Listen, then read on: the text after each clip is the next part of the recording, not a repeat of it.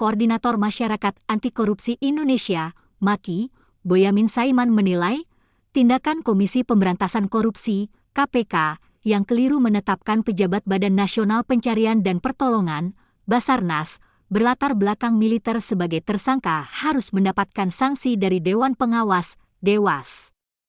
Boyamin berpandangan, pimpinan Komisi Anti Rasuah yang mengumumkan seseorang sebagai tersangka dengan prosedur yang tidak sah telah nyata melanggar hak asasi manusia, HAM.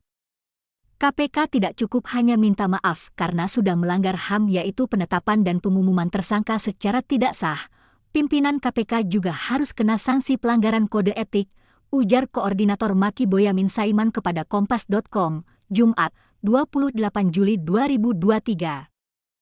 Kendati demikian, MAKI menilai pernyataan lembaga anti korupsi yang mengaku telah kekeliruan terhadap proses hukum anggota militer sudah tepat untuk dilakukan.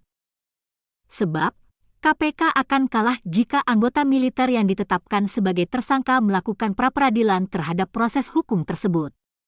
Ya apapun itu lumayan mau ngaku salah dan minta maaf daripada nanti kalah gugatan pra-peradilan, kata Boyamin.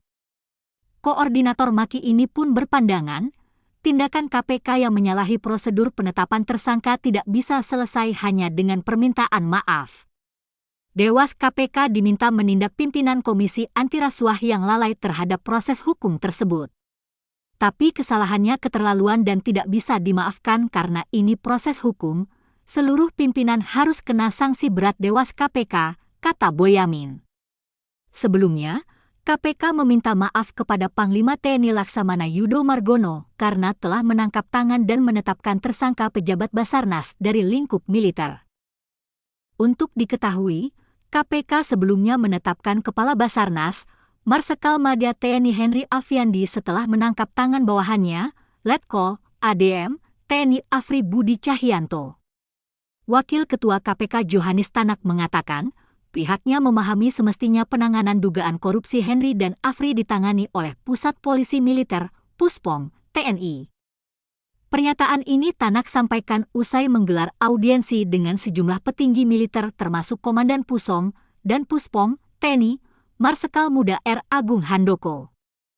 Kami dalam rapat tadi sudah menyampaikan kepada teman-teman TNI kiranya dapat disampaikan kepada Panglima TNI dan jajaran TNI atas khilafan ini kami mohon dapat dimaafkan, kata Tanak dalam konferensi pers di Gedung Merah Putih KPK, Jakarta Selatan, Jumat, 28 Juli 2023. Menurut Tanak, saat melakukan operasi tangkap tangan, OTT, pada Selasa, 25 Juli 2023, lalu, tim KPK memahami Afri merupakan prajurit TNI. Namun, kata Tanak, penyelidik KPK hilaf sehingga Afri tetap diciduk dan diproses hukum oleh KPK hingga mendapat status tersangka. Kami paham bahwa tim penyelidik kami mungkin ada kehilafan, ada kelupaan bahwasannya manakala ada melibatkan TNI harus diserahkan kepada TNI, bukan kita yang tangani, bukan KPK, tutur Tanak. KPK menetapkan Kabasarnas Marsikal Madya Henry Afiandi dan orang kepercayaannya, Afri Budi Cahyanto sebagai tersangka. Afri merupakan koordinator administrasi, Koorsmin, Kabasarnas. Ia juga merupakan prajurit TNI Angkatan Udara, AU, berpangkat Letkol ADM. Mereka diduga menerima suap hingga 88,3 miliar rupiah sejak 2021 hingga 2023 dari berbagai pihak. KPK juga menetapkan 3 pihak swasta sebagai tersangka. Sebagian dari terduga penyuap itu adalah Komisaris Utama PT Multigrafika Cipta Sejati Mulsunadi Gunawan, Direktur Utama PT Interteknografika Sejati Marilia, dan Direktur Utama PT Kindah Abadi Utama Roni Aidil. Baca juga, dan Puspom TNI sebut Kabasarnas siap menyerahkan diri usai ditetapkan tersangka. Mereka memberikan uang sekitar 5 miliar rupiah kepada Henry melalui Afri karena ditetapkan sebagai pemenang lelang pengadaan peralatan di Basarnas. Pengusutan dugaan korupsi di Basarnas diungkap ke publik setelah KPK menggelar operasi tangkap tangan, OTT, pada Selasa, 25 Juli 2023.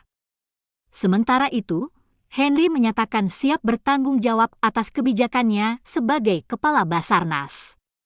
Ia mengaku uang yang diterima melalui Afri bukan untuk kebutuhan pribadi melainkan kantor. Tujuannya memang untuk itu, ujarnya saat dikonfirmasi Kompas.com. Dalam konferensi pers di Mabes TNI Cilangkap, pihak TNI menilai KPK tidak melakukan penetapan hukum Henry dan Afri tidak sesuai prosedur.